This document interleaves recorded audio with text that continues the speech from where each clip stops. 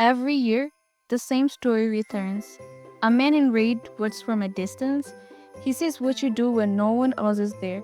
And when the night arrives, he decides who deserves a gift. It feels harmless, comforting, almost timeless. But this story did not begin as a fairy tale. It began with a real man and a truth that slowly became too uncomfortable to remember. Santa Claus feels ancient, as if he has always existed exactly as we know him. The laugh, the smile, the certainty that someone is watching over the world.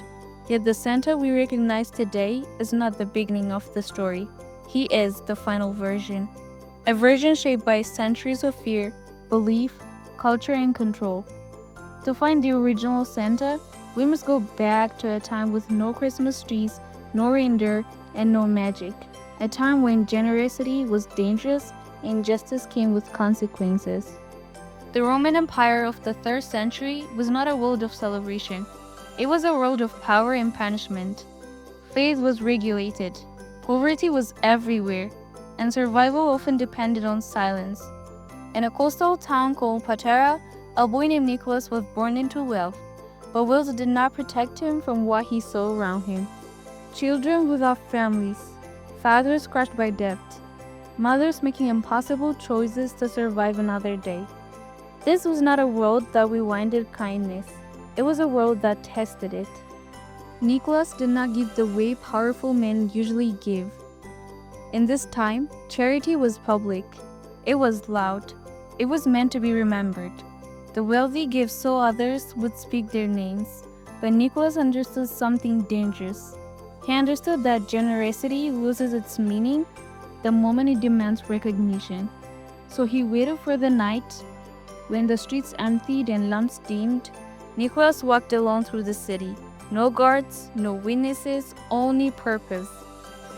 He watched suffering without judging it, not from above, but from within it. One story survived because it revealed who he truly was. In a small home lived a man with 3 daughters. Once respected, now broken by poverty. Without money, without hope, he faced a reality he could not escape. In that world, a woman without a dowry had no future, and a father without options carried unbearable shame. Nicholas heard of the family and did not hesitate. Late at night, while the city slept, he stood outside their window. Inside, the family dreamed, unaware that their fate was about to change quietly. Nicholas reached into his cloak, took a small bag of gold, and threw it through the open door. Late at night, while the city slept, he stood outside the window. Inside, the family dreamed, unaware that their fate was about to change quietly. Nicholas reached into his cloak, took a small bag of gold, and threw it through the open window. No knock, no name, no explanation. By morning, despair had turned into disbelief. The father searched for answers, but there were none, only relief. Nicholas had already disappeared. Again and again, stories described the same pattern: help without control, giving without ownership, kindness that protected dignity rather than destroying it. Nicholas did not want gratitude. He wanted freedom for others. That is why his giving was a secret, because public charity creates dependence, but hidden generosity creates possibility. Centuries later, the act will be remembered, but the meaning would slowly fade.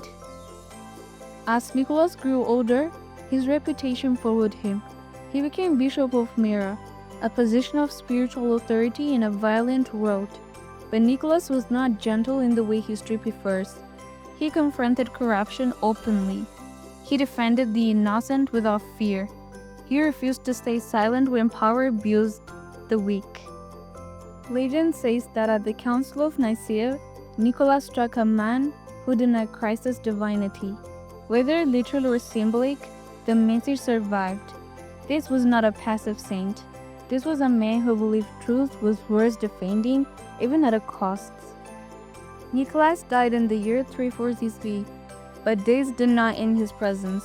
Stories multiplied. Sailors whispered his name during storms. Parents believed he protected children while they slept. Prisoners prayed to him for justice. He was no longer just remembered. He was felt, a moral presence, invisible but powerful, and that power cannot be controlled. As Christianity expanded, institutions grew stronger and more cautious.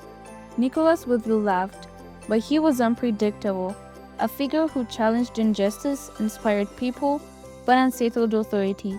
So his story began to change.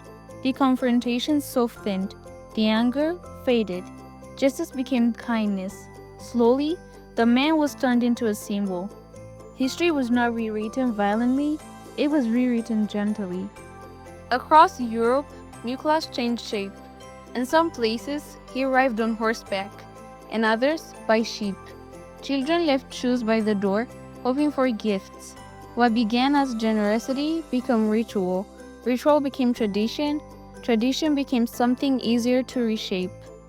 And when the story reached America, the transformation was complete. Poems gave him reindeer, illustrations softened his edges, advertisements dressed him in red. Santa Claus was born.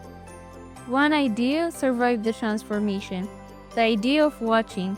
Modern Santa says everything, judge behavior, reward obedience. But Nicholas never worked that way. Nicholas gave without conditions, without judgment, without asking who deserved it. The difference is quiet, but powerful. Santa Claus did not appear from imagination alone. He was built on top of a real life. Behind the red suit stands a man who believed giving should be silent, justice should be fearless, and kindness should never ask permission. Maybe that story was too uncomfortable to keep. If you enjoy uncovering the forgotten truth hidden beneath familiar symbols, subscribe to Past Unlocked and tell us in the comments, is Santa Claus a harmless tradition or a man history chose to soften?